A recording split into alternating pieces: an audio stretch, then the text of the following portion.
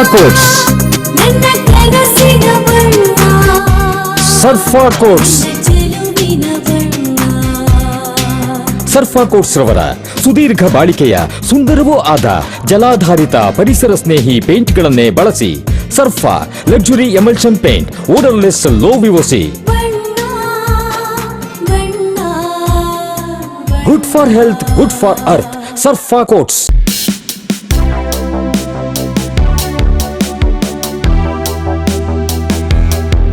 ಇತ್ತೀಚೆಗೆ ಮಾಧ್ಯಮಗಳಲ್ಲಿ ಪರಪ್ಪನ ಅಗ್ರಹಾರದಲ್ಲಿ ನಡೆದಿರುವ ಅಕ್ರಮದ ಬಗ್ಗೆ ಸುದ್ದಿಗಳು ಬರುತ್ತಿವೆ.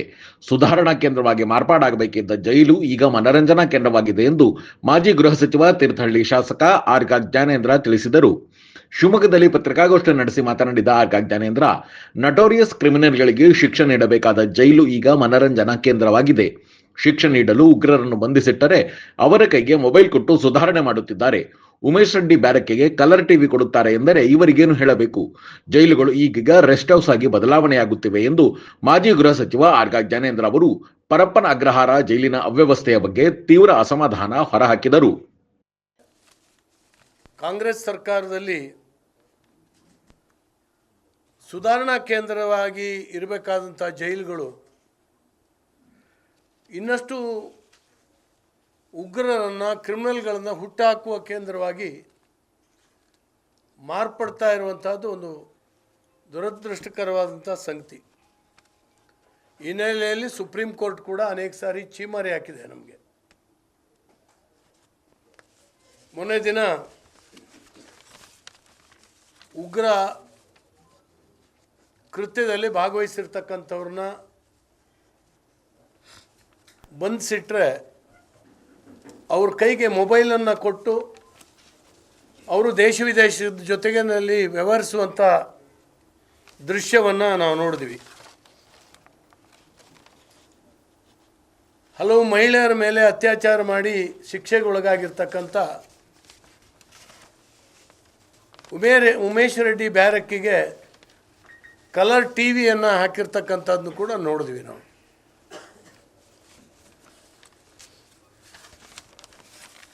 ಇವತ್ತು ಜೈಲುಗಳಿಗೆ ಅಪರಾಧಿಗಳನ್ನು ಕಳಿಸೋದು ಅಂದರೆ ಅವರಿಗೊಂದು ರೆಸ್ಟ್ ಹೌಸ್, ಅದು ಸ್ವಲ್ಪ ದಿವಸ ರೆಸ್ಟ್ ತಗೊಳ್ಲಿಕ್ಕೆ ಅಂತ. ನಮ್ಮೊಬ್ಬ ಸಿನಿಮಾ ನಟ ಒಂದು ಹಾಸಿಗೆ ದಿಂಬಿಗೋಸ್ಕರ ಕೋರ್ಟಿಗೆ ಹೋಗ್ತಾರೆ. ಆದರೆ ಈ ನಟೋರಿಯಸ್ ಕೈದಿಗಳ ಕೈಗೆ ಕೂತಲ್ಲಿ ಎಲ್ಲ ಸೌಲಭ್ಯಗಳು ಸಿಗ್ತದೆ.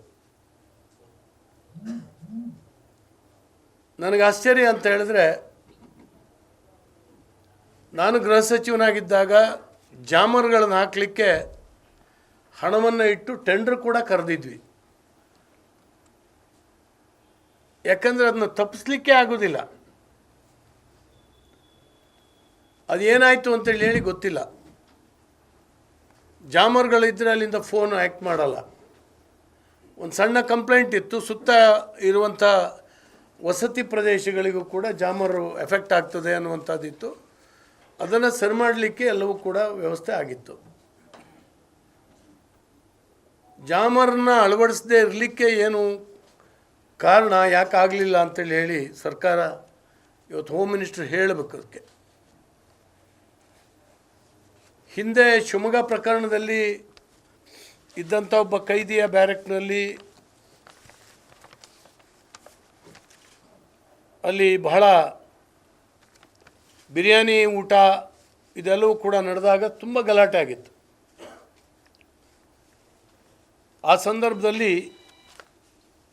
ಭಾಳ ಉಗ್ರವಾಗಿ ಕ್ರಮ ತಗೊಂಡಿದ್ವಿ ನಾವು.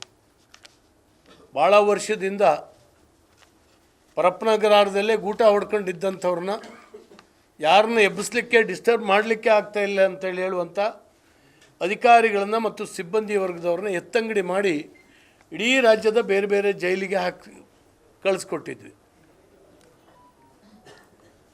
ನನ್ನ ಮಾಹಿತಿಯ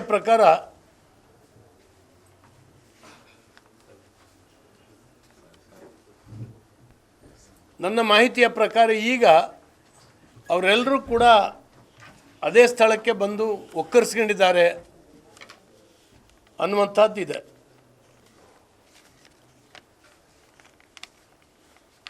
ಒಂದು ಕಾಯ್ದೆಯನ್ನು ಕೂಡ ನಾವು ತಂದಿದ್ವಿ.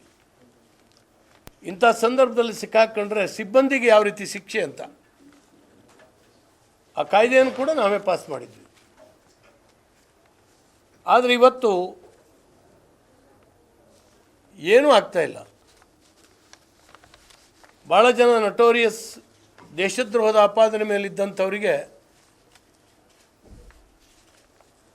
ಅಂತಾರಾಷ್ಟ್ರೀಯ ಖ್ಯಾತಿಯ ಆ ಅಪರಾಧಿಗಳನ್ನು ಇಟ್ಟಂಥ ಬ್ಯಾರಕ್ಕಿಗೆ ಹಿಂದಿನ ಸಾರಿ ಅಲ್ಲಿರುವಂಥ ವೈದ್ಯನೇ ಮೊಬೈಲ್ಗಳನ್ನು ಸಿಮ್ಗಳನ್ನು ಸಪ್ಲೈ ಮಾಡಿರ್ತಕ್ಕಂಥದ್ದು ನಾವು ನೋಡಿದ್ದೀವಿ. ಇತ್ತೀಚೆಗೆ ಅವರು ಸಿಕ್ಕಾಕೊಂಡಿದ್ದಾರೆ. ಆದರೆ ಇದು ಅವ್ಯಾಹತವಾಗಿ ಮಂಗಳೂರು ಜೈಲು, ನಮ್ಮ ಬೆಳಗಾಂ, ಹಾಗೆ ಪರಪ್ಪನಗರ ಇಂಥ ಜೈಲುಗಳಲ್ಲಿ ಈ ಕೃತ್ಯಗಳು ನಡೀತಾನೇ ಇದ್ದಾವೆ.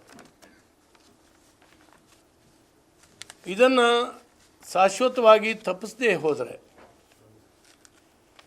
ಯಾಕಂದರೆ ಒಂದು ಅಪರಾಧಿ ಪ್ರಕರಣದಲ್ಲಿ ಒಳಗೋದವನಿಗೆ ಶಿಕ್ಷೆ ಸರಿಯಾಗಿ ಆಗದೆ ಹೋದರೆ ಸಮಾಜದಲ್ಲಿ ಈ ದುಷ್ಕೃತ್ಯಗಳನ್ನು ನಿರ್ಬಂಧ ಮಾಡಲಿಕ್ಕೆ ಸಾಧ್ಯನೇ ಆಗೋದಿಲ್ಲ. ಜೈಲು ಅಂದರೆ ಭಯ ಆಗಬೇಕು. ಜೈಲು ಅಂತ ಹೇಳಿದ್ರೆ ಇನ್ನು ನಾನು ಅಪರಾಧ ಮಾಡೋದಿಲ್ಲ ಅಂತೇಳಿ ಸಂಕಲ್ಪ ಮಾಡೋಂಗೆ ಆಗಬೇಕು. ಆದರೆ ಇವತ್ತು ಸೆರೆಮನೆಗಳು ಅರಮನೆಗಳಾಗಿದ್ದಾವೆ ಕೆಲವು ಕೈದಿಗಳ ಪಾಲಿಗೆ. ಹಣ ಕೊಟ್ಟರೆ ನಾನು ಎಂಥ ಸೌಲಭ್ಯಗಳನ್ನು ಕೂಡ ಅನುಭವಿಸ್ತೀನಿ ಅಲ್ಲಿ ಅನ್ನುವಂಥ ಇವತ್ತು ಭಾವನೆಗಳು ಬಂದಿದೆ ಅಂತ ಹೇಳಿದ್ರೆ ನಿಜವಾಗ್ಲೂ ಕೂಡ ಸರ್ಕಾರ ತಲೆ ತಗ್ಗಿಸ್ಬೇಕು. ನಾಚಿಕೆಯಿಂದ ಕ್ಷಮೆ ಕೇಳಬೇಕಾಗುತ್ತೆ ರಾಜ್ಯದ ಜನರನ್ನು.